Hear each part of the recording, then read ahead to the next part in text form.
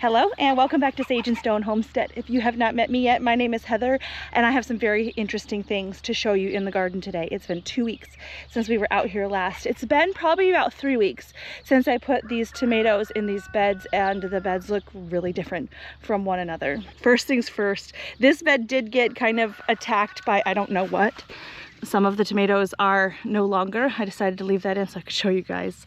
There's nothing there. But really, these tomatoes in this bed specifically have not gotten bigger since I put them in. Not really. This guy might be a little bit bigger, but when you compare them to the tomatoes next door, I mean, the difference is insane. Look at that.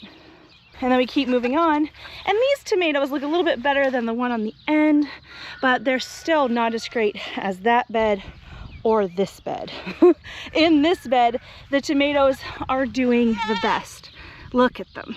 I mean, we've even got little flowers coming on and starting. These tomatoes look great. So let's talk about it. What is different about these beds? This entire lane of beds has taken me a couple of years to put together. I think actually this bed down here may have been in place for about 3 years. And the soil in this bed, from the time that I had put it in, was really sunk down. So when we put in the beds that, the 7 beds that completed this entire lane, we had first put down hay and then a soil that was a little bit more coarse.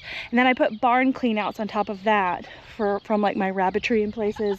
And then I put a finer soil on top of that. Down here though, I had enough bags of soil to just fill the bed without doing any kind of barn cleanouts.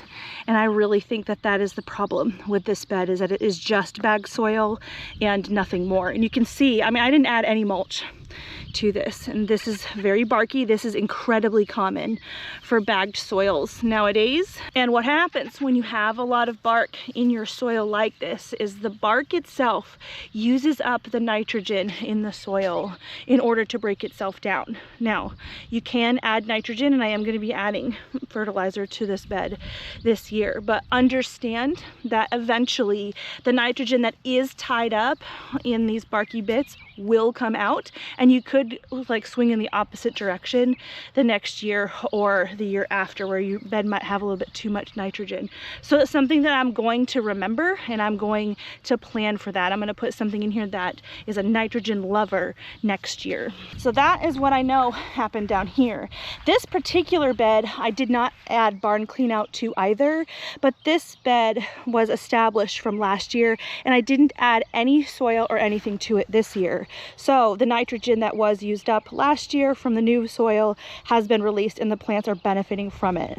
This bed is interesting because if you watched me put in these tomatoes, you know that as I was planting these tomatoes, I was encountering like gaping holes inside the soil where I had actually some logs were at the bottom of this bed here. So I had to pack those holes with bagged soil. And so we have a little bit of soil from last year, but it's actually a lot of new soil from this year.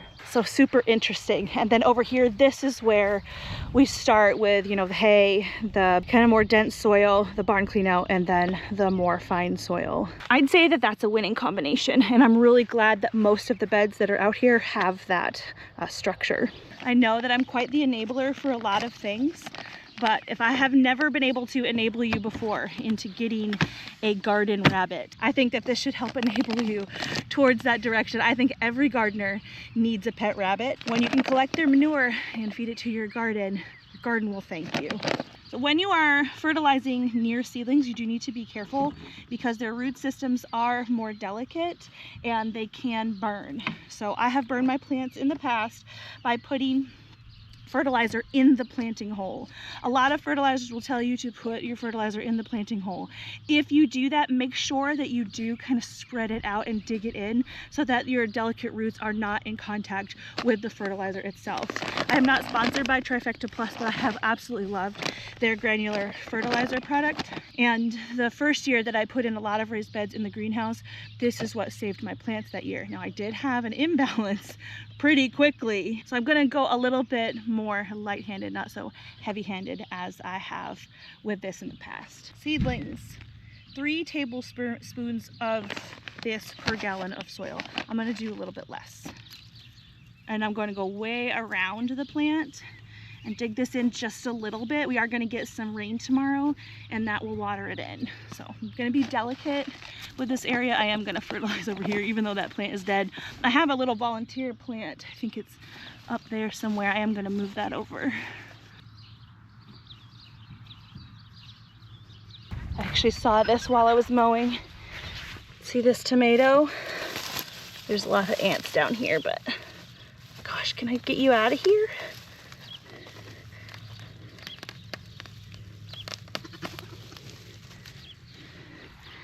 Well, there are some roots.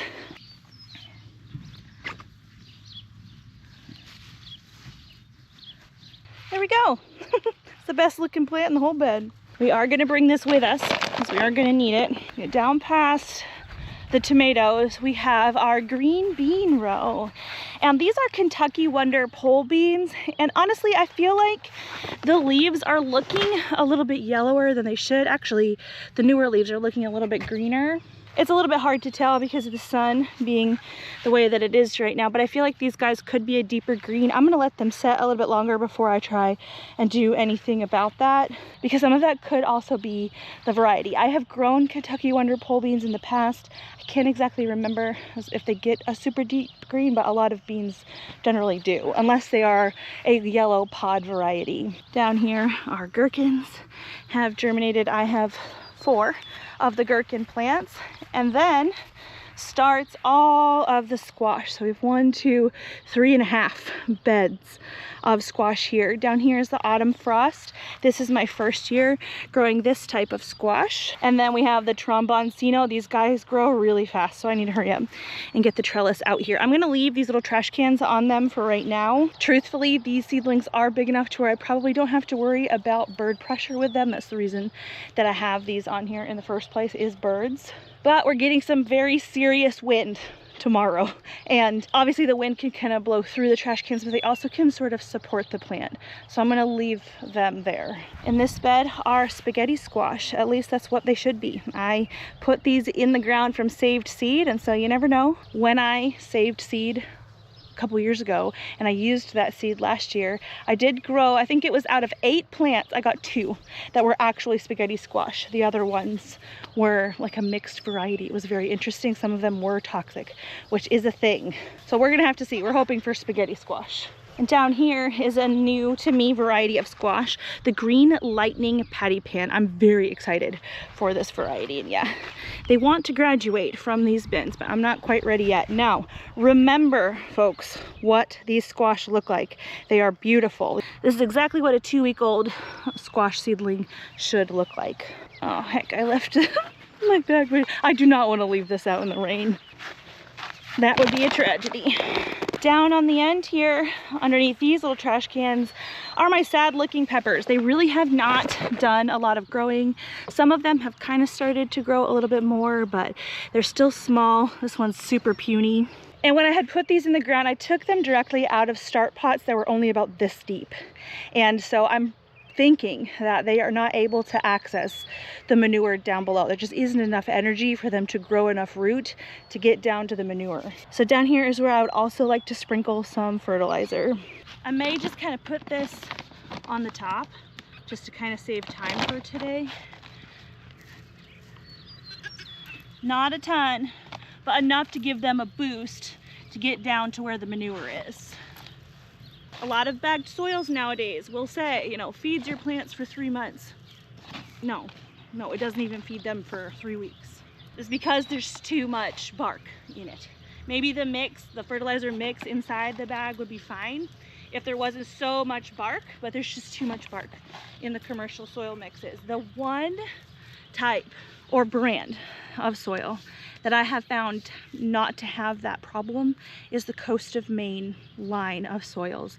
They are so incredibly expensive. There's no way I could justify the cost of soil. And so we do what we can with the manure that we have, and I'm grateful for it because it has made a huge difference.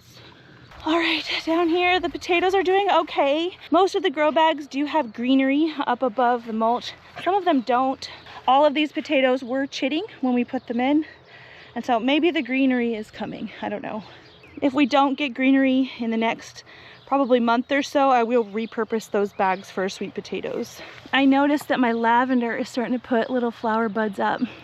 So that won't be long before this is flowering. I'm so excited.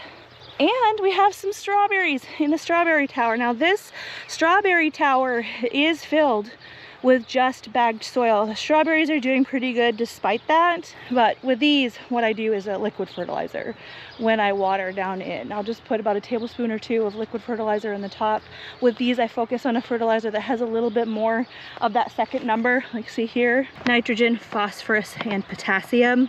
They are good for different parts of the plant. A balanced fertilizer will probably just be the best to put on everything, but if you're looking for more blooms, you want a larger second number. And with a lot of things, more blooms equals more fruit. So I tend to lean a little bit more heavy towards that middle number. The greenhouse is looking lovely. You can see this green stalk is doing well as well, which actually sort of amazes me. I have fertilized in here as far as the liquid fertilizers in the top, but I have never directly amended the soil in this green stalk. And you can kind of see that here. The coloration of the leaves right here. That's nutrient deficiency. Not really surprised to see it. I think what I'm gonna do is actually take some rabbit manure and just throw it in the cups here. But especially coming along the top, you can see we do have a lot of strawberries that are being set, which is exciting. I've been eating them. Look at that one. Oh. Now the birds have gotten to some of them. See this right here? That's bird damage, and that's kind of sad. But for the most part, the birds have been leaving these alone. I did order the covers for our strawberry green stalks. I ordered 3 of them because I have 3 different strawberry green stalks. The idea is that we could put the cover over the green stalk to protect them from not only bugs, but the birds for sure. Okay, so we'll talk about all the greenery and lovely things in just a second, but I wanted to draw your attention down here because it is relevant to the conversation we just had about the lane. So a lot of you saw on video that I just filled these grow bags with soil and planted some seeds in them. These seedlings really haven't done a lot of growing at all in the last couple of weeks. Actually, all of the dill seedlings that we had in here died. I had been thinning them out and then they just went kaput. This little zinnia, it's looking very sad. It's looking kind of pale. Its leaves are sort of pointed upward. This guy really could use some help as far as nutrients go. And you guys remember how beautiful those squash seedlings looked outside? This squash seedling is about 2 weeks older than those. And look at how sick it looks. Like, I don't think that this is really worth reviving. I'm probably just gonna pull this out, amend with some of that Trifecta Plus in here, and start over. Same kind of thing with these bachelor's buttons. They really haven't grown at all. They're actually starting to turn a little bit red. This is a stress color for a lot of plants. And so if your garden is struggling and you're like, I don't understand what I'm doing wrong, I'm trying to do all the things right, it's probably not you. It really could be your soil. This kind of thing can be very discouraging for a new gardener, but that's why I wanted to kind of draw your attention to it and help encourage you through it. A lot of bagged soils are no good on their own. They need some kind of other amendment. Mushroom compost works really well if you are trying to grow without animal products. That could be a good option for you. You guys remember last week that these onion seedlings were looking pretty sad? I actually fertilized this bed with bone meal, which is balanced. A lot of people say bone meal is more focused on the phosphorus, but the bone meal that I have is actually balanced with nitrogen pretty well. And these guys are responding beautifully. They look so much better than last time. But the onions over here, which were started from seed at the same time, they were put in a little earlier than the other bed. These guys are actually thriving. I do still have my drip irrigation on. We should probably shut that off. I don't want to forget to do that. But we are looking for approximately 12 to 13 leaves on our onions. And right now I have 1, 2, 3, 4, 5, 6 on that particular plant. 1, 2, 3, yeah. Right about 6 leaves. So we've still got some leaf growing to do. This bed also got some bone meal. 1, 2, 3, 4, 5, 6, 7 there. So we're well on our way. Each leaf is 1 layer of onion, if you're wondering why I'm counting them. Back to the front, I need to pick these beets really soon. They have bulbed up really nice. I have never been able to grow beets very well, but you know, I'm kind of proud of that one. This one over here is about the same size. I really wanted to grow these beets so I could make pickled eggs. And it just so happens that our hens are not laying eggs very reliably right now. So I'm still gonna set some aside so I could do some pink pickled eggs. I just think it's funny that the one year that I do okay growing beets, the chickens don't have an overabundance of eggs for me to process. That's okay. We'll make it happen. Check out the carrots. These have exploded in growth in the last couple of weeks, and they may be starting to put on little roots. I mean, look at them. Yeah, they're little. Can you see that down there? It's this little like 1/4 inch root. They've still got some time to go, but check them out. And this here is the first pea blossom that I've noticed. Bless it, I was getting worried. The only other time that I've tried to grow peas in the greenhouse here was when I talked about I had a nitrogen overabundance, and I got a ton of growth, upward growth, leaf growth, and very few blossoms. That still could happen in here now. I think that we're getting better from our nitrogen imbalance, but I'm still not entirely sure. I usually let my plants tell me what's up, but see, we've got, I think that must be blooms right there. It doesn't look like extra greenery. So these are snow peas here. Same thing happening over here. Snow peas. Yay, look! I did not notice this earlier when I was in the greenhouse. So that makes me very happy. I expected to see the first blossoms over here. The peas that are in the middle here are different types of shelling peas. I can't remember which is which. One of them is shorter than the other. This may also be like a bagged soil problem. I can't remember how I amended this bed. I just know that I have not amended this bed as much. You can kind of see I've got some work to do still over here. But I don't think I'm seeing flowers over here quite yet. These plants are about 10 days younger than the snow peas. You can see that my bok choy is bolting or going to seed. This probably means that these are a little bit too bitter for me to eat. This one looks decently bug ravaged.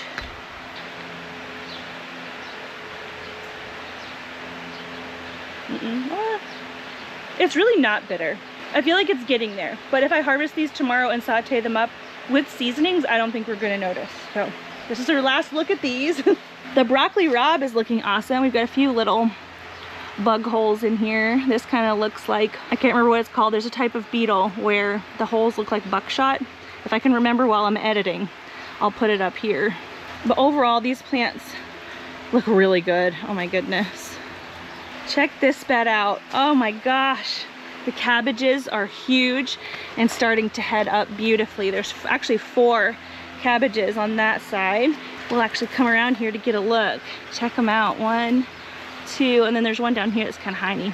3 and 4. A couple of gorgeous cauliflower plants in here. These are the purple of Sicily cauliflower, and I can't quite tell if they're trying to head up quite yet, but it will not be long.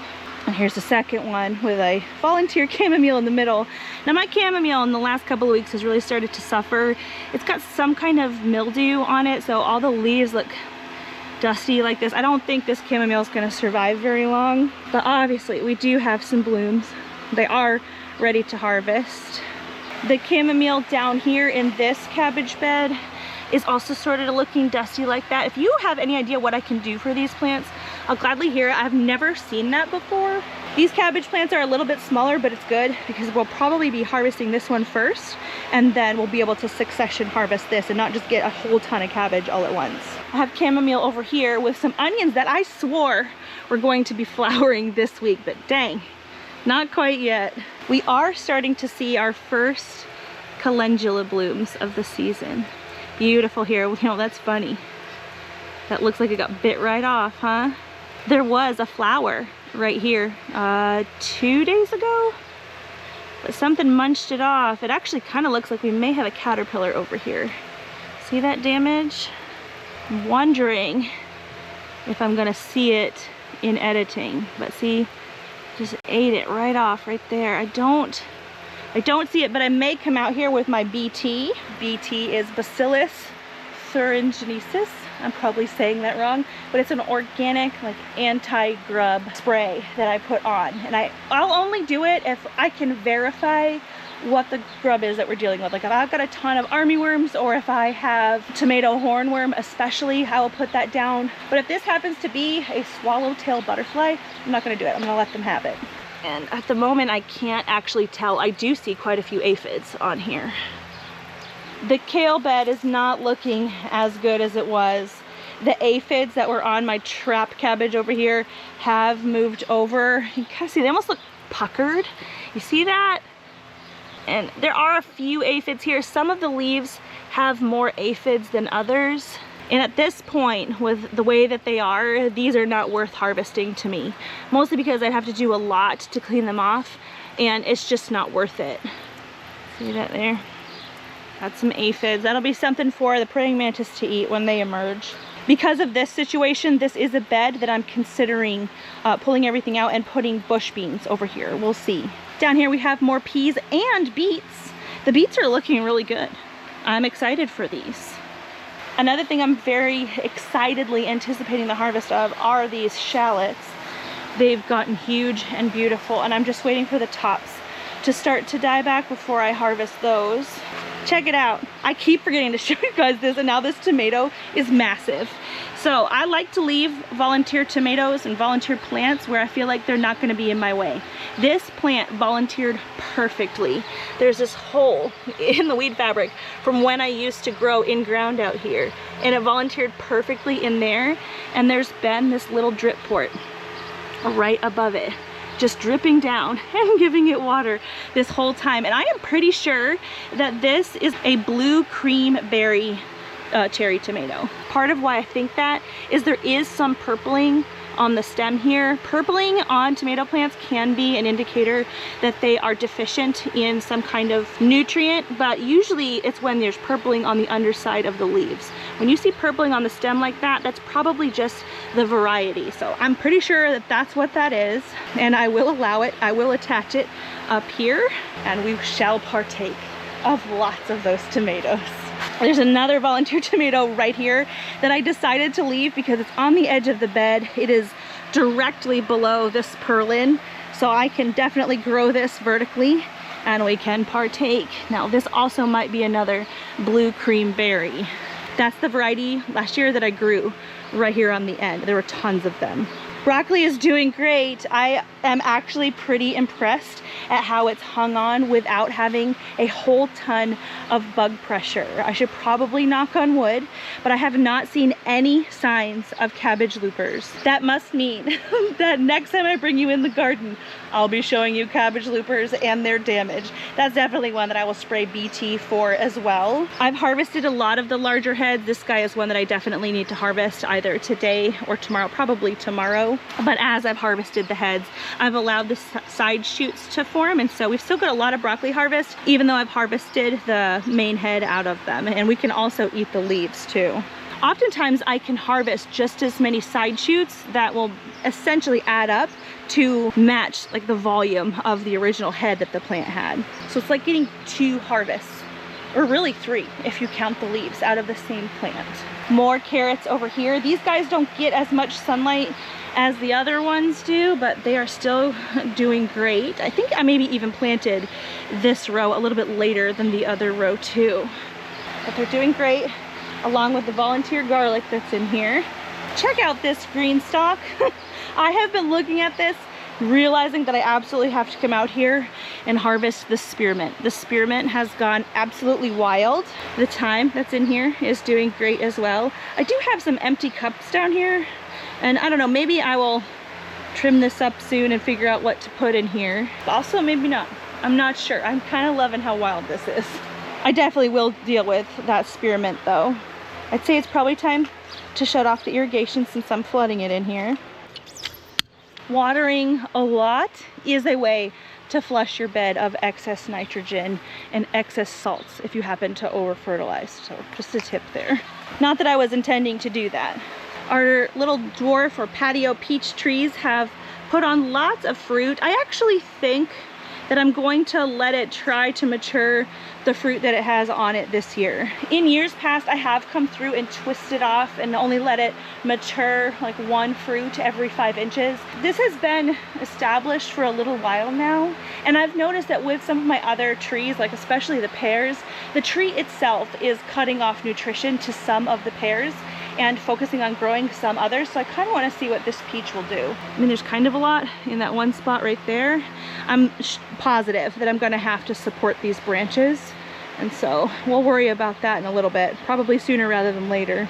These are the bonfire peach trees, so that red foliage is part of it. And I keep forgetting to mention this. I did sprinkle some alyssum seeds in both of these peach tree pots.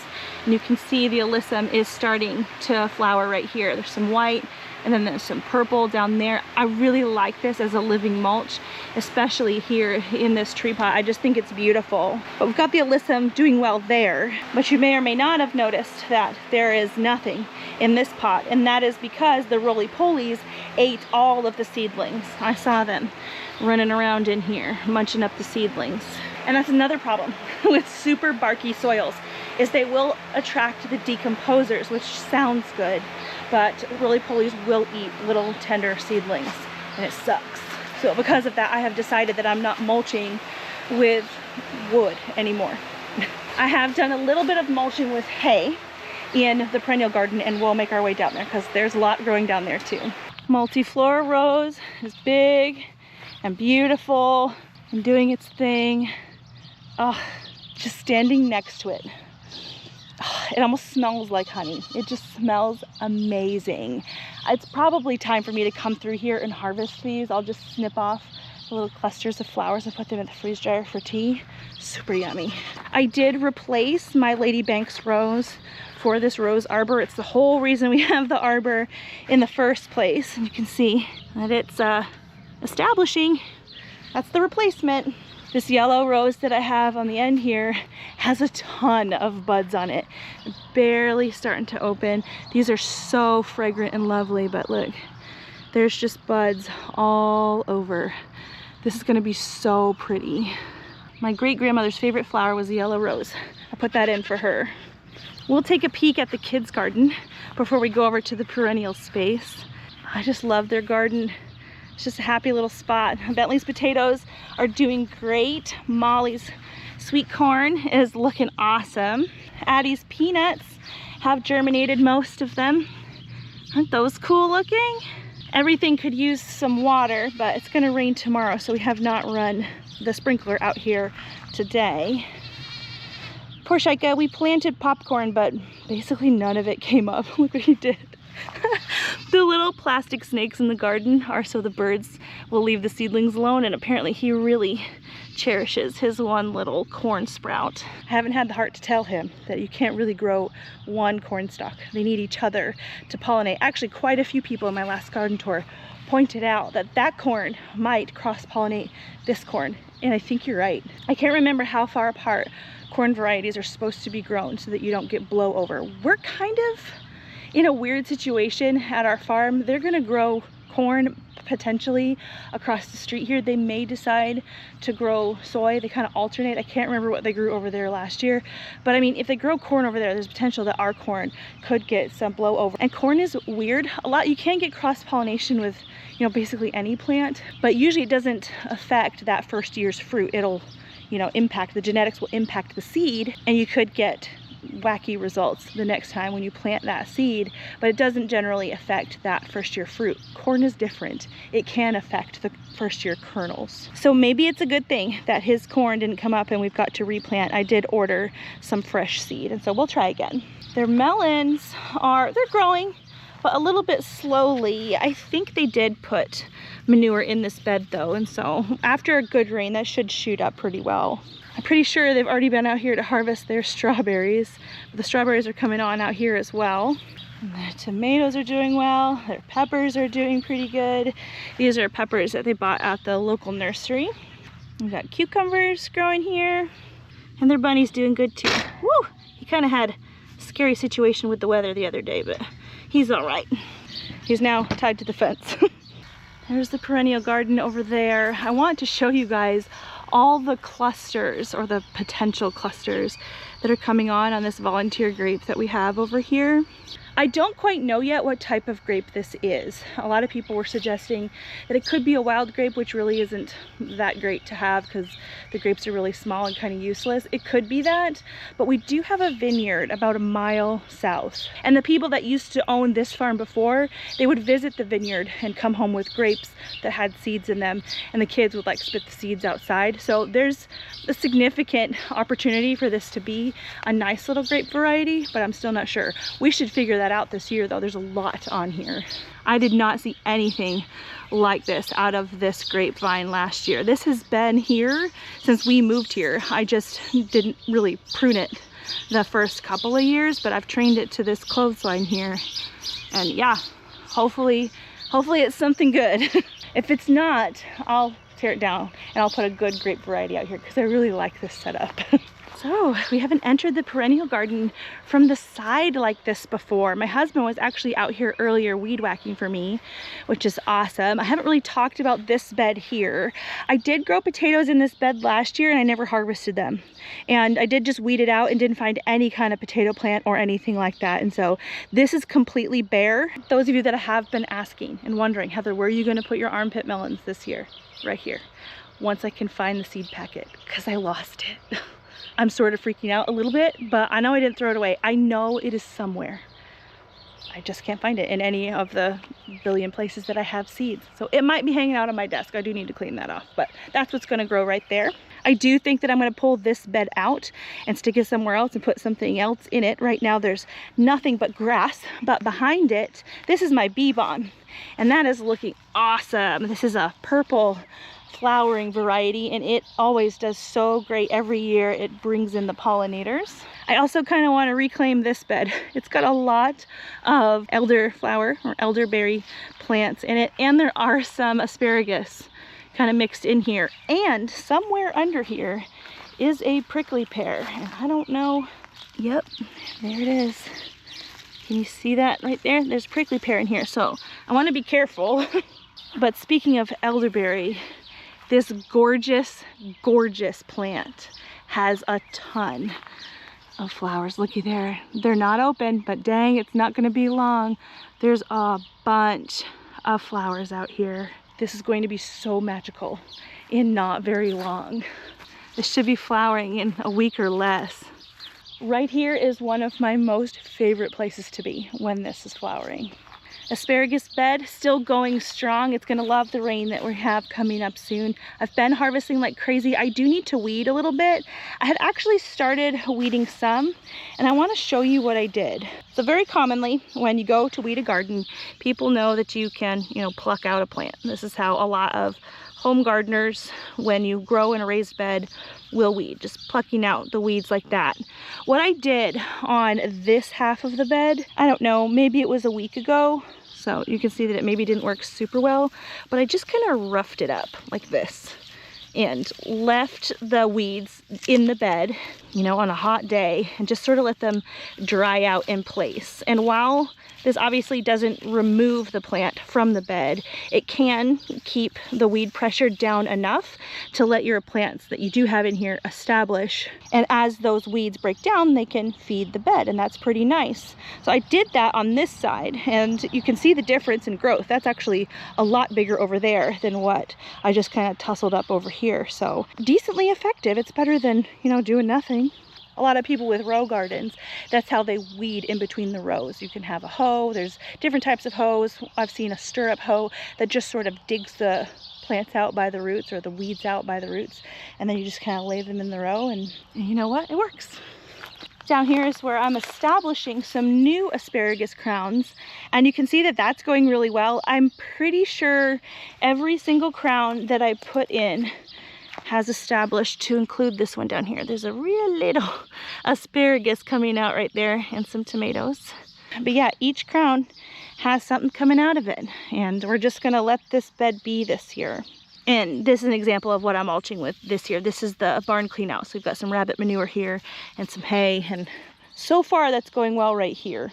It's not going as well over here, where I did it a little bit earlier than I mulched that bed back there. Hay is grass, and it can have seeds in it. I'm pretty sure that that's what's happening right here.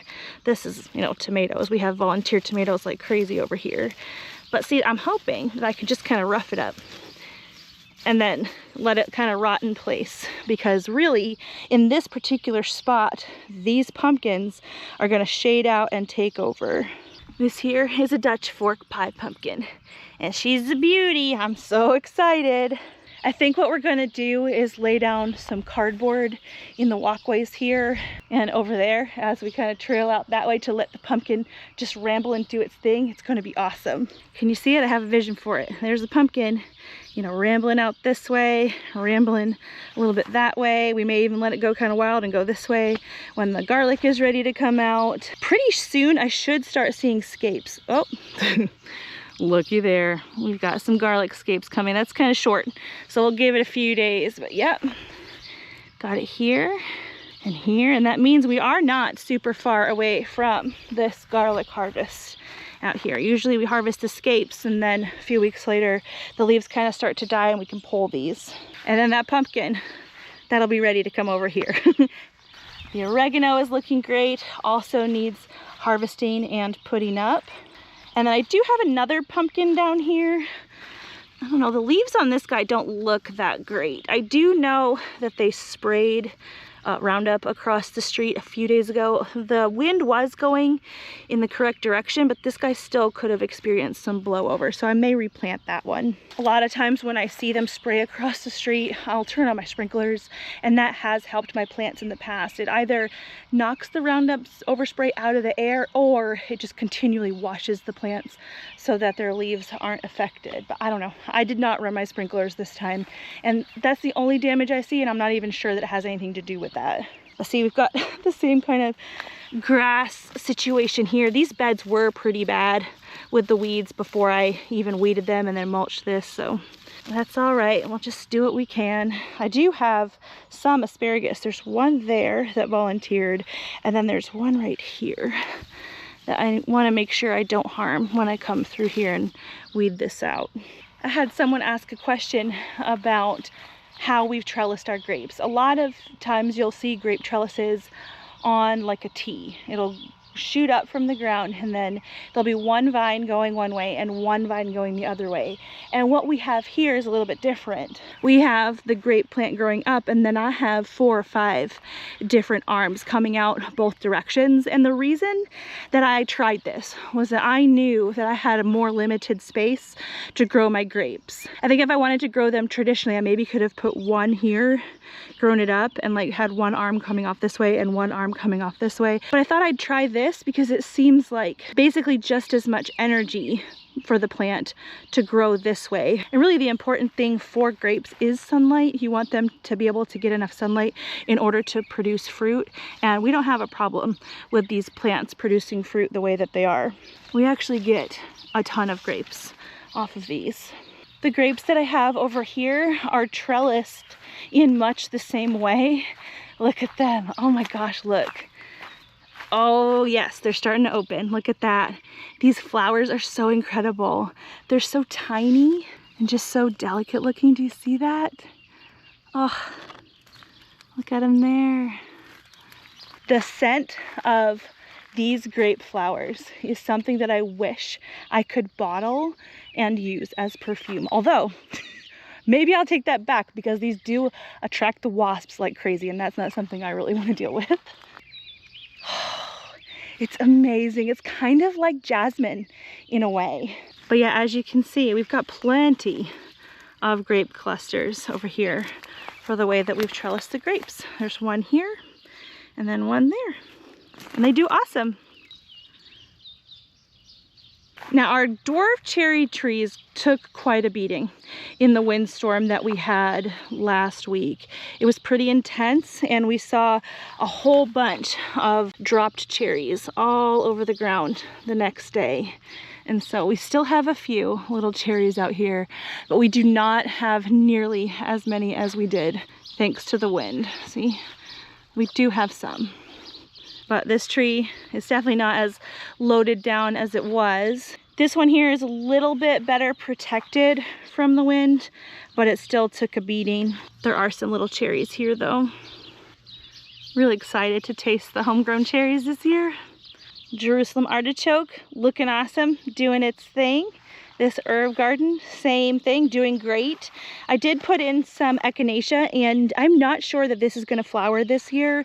Echinacea is really just herbaceous like this in its first year, and then you'll see flowers in the second year. I am not sure the age of these plants that I just put in, but they are perennial, so we'll see them every year and they'll get bigger. This little salvia needs a little bit of attention. I've been coming through and just picking off the dead flower spikes. You can tell the dead ones from the living ones based on how bright the flowers are. They kind of die from the bottom up. I'll probably leave this one on here another day or so, but deadheading it is going to encourage that to bloom more. And this is another thing that is perennial, and I'm real excited to have it out here. See, it's just dead. Here's the broken down and decrepit part of this garden that is kind of an eyesore, but this here is definitely the passion flower coming back, and so I'm gonna let that grow, and that's awesome. This one I grew from seed. These ones over here came from starts that I had put in, and goodness, the bugs have already found that. Looky there. Oop, flea beetle. I think I just saw it bounce away. The reason for all this fencing and stuff in the beds is this gorgeous boy right here. Where are you going? Hey, come here, we're talking to you. Buster. He's embarrassed. He likes to dig in my beds, so I have to block him using fencing. But we do have a couple more volunteer cherry tomatoes that I'm gonna let go. I think these are the yellow currant cherry tomatoes. And I also do have some volunteer sunflowers, and I am gonna let those grow. So, you know, it's ugly over here. We're cleaning it up slowly but surely. I know it doesn't really look like it. Oh my goodness. Look what I just saw. Oh. I wasn't sure this rose was really gonna make it. It had died back pretty hard this winter, but it's put on a lot of this new growth. You see this pink? That's all brand new growth, and we've got a couple buds here. Look at that. Man, mixing that with the grape flower smell, perfect. One last thing that I wanted to update you on, because I told you I would, is the apple tree that we have. We have a lone apple tree. I used to have two because you do need a pollinator for most apple varieties. This here is a sweet 16 apple, and it's the only one that we have. And I have read that your apple trees can be pollinated by pear trees if they're flowering at the same time. So this here's an apple tree. I've got a couple pear trees over there, and check it out. We have apples. Apple fruit right there. So I think that it must have happened. Unless the bees that were here had been on a different apple on another farm, which is not impossible, you know, on the same day. But it's also possible that the pear trees helped pollinate this apple. Those are the only two that I've been able to find. There easily could be more on here that are kind of hiding. But yeah, I thought that was neat. This is only the second year for this tree, so if it's only got 2 apples, that's probably plenty for it. This coffee cake persimmon also looked like it may be trying to develop some fruit as well. I don't know if it is, but I've heard that with this particular variety, it doesn't necessarily need a pollinator to fruit. It just won't have seeds if it isn't pollinated, which I think is kind of a good bonus because persimmons have really big seeds.